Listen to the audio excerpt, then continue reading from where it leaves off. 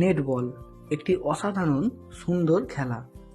আন্তর্জাতিক Olympic committee অর্থাৎ IOC দ্বারা স্বীকৃত একটি খেলা, যা কমনওয়েলথভুক্ত দেশগুলো সহ বিশ্বের বিভিন্ন দেশে এই খেলা বেশ জনপ্রিয়তা লাভ করেছে। আমাদের দেশ তথা ভারতবর্ষেও এই খেলা ধীরে ধীরে জনপ্রিয়তা লাভ করছে। আমাদের দেশের বিভিন্ন অঙ্গরাজ্যগুলি থেকে উঠে আসছে বহু প্রতিভাবান নেটবল প্লেয়ার।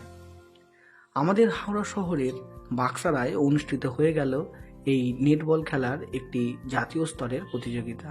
হ্যাঁ, আমাদের হাওড়া শহরের বাক্সারার কনক কানন ময়দানে অনুষ্ঠিত হয়ে গেল একটি জাতীয় স্তরের নেটবল প্রতিযোগিতা, যার নাম ছিল 5th federation cup mixed netball championship 2023।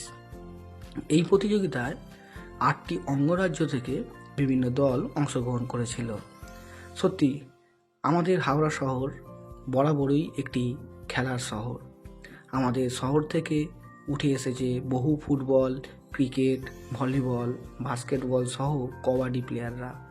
এবার উঠে আসছে নেটবল প্লেয়াররা, দেখে খুব ভালো লাগছে।